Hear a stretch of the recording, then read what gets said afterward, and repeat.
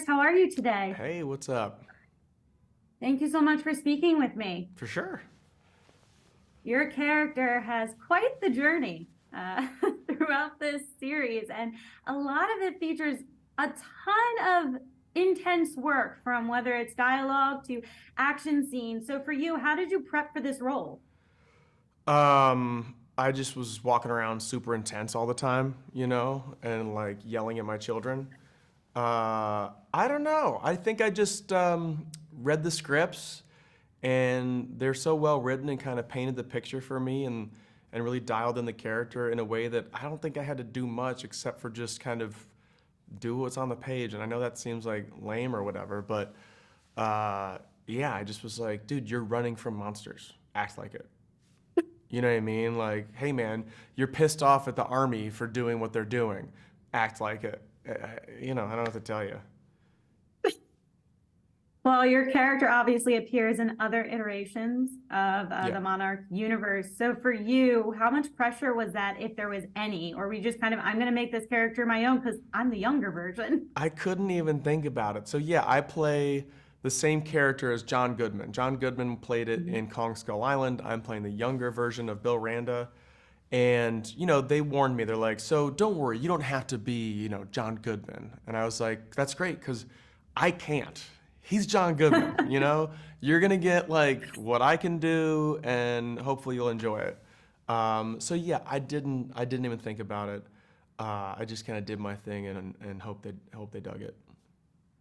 Well, I can tell you, I dug it. I've enjoyed every Great. episode I've seen so far, and I love your take on it because you kind of led to believe when we see him in Kong, he's the villain. He's a bad guy, and your character, you're like, I really like him. Yeah, What yeah, happened? yeah. Well, hey, life happens, and the life Exactly. he's having on this show and where it's gonna go, you might go crazy too. Yeah. So for you, what would you say was the most challenging scene to film? Most challenging scene to film. I don't know. I mean, I think like when we're inside the battleship, they built this entire set on a gimbal that was rocking back and forth. So as much fun as it was to get like knocked into the wall and slammed down, so a lot of like screaming, a lot of imagining a claw coming in through the hull, Yeah. acting like this ladder was really heavy, and Mari and I were joking that on set, she was supposed to be trying to pull the ladder off of me as if it was like hundreds of pounds to save my life. Yeah. But in reality, the ladder weighed like 15 pounds. So she's like yanking it, and I'm like acting like I'm pushing, but I'm holding onto it for dear life, because if I don't, it's just gonna like go off me. And I'm like, hey, stop pulling so hard. Like my biceps are like cramping up because I'm trying to hold it down. Just chill.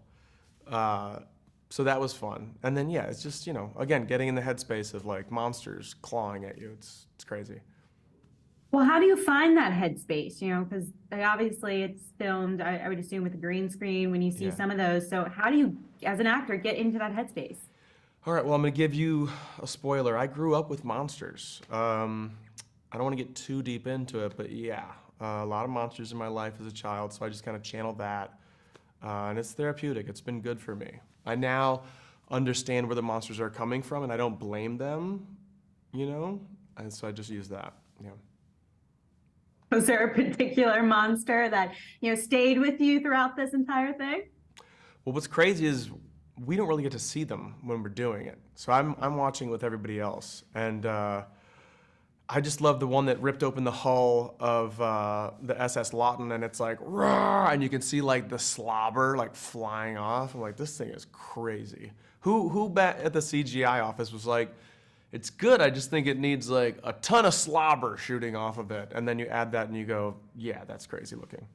Yeah, it Yeah. worked. It definitely worked. And I just loved the whole setting of that scene. And did you guys have to do much rehearsal for it? Like a little choreography to get your way through the ship? And if you did, how long did that take?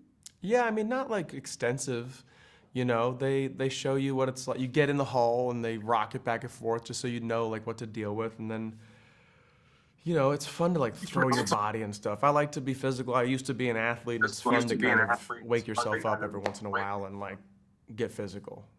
So yeah, we would do a few runs to sort it out, and then they'd say, let's roll one.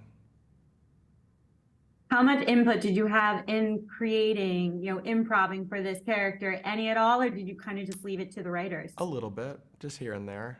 Yeah. Although I think Apple was like, stop being so damn funny. And I was like, I can't, Apple. No, I just, I want to bring levity to it. I feel like that's my energy, and that's what I want to bring to Bill Randa at this time. He's kind of a wacky guy. But you do so many takes that like they can pick and choose what they want. So they've got the straightforward one, the serious one, the more fun one, the wacky one, and then they can pick whatever take they want. But as an actor, I don't want to just do the exact same take every time.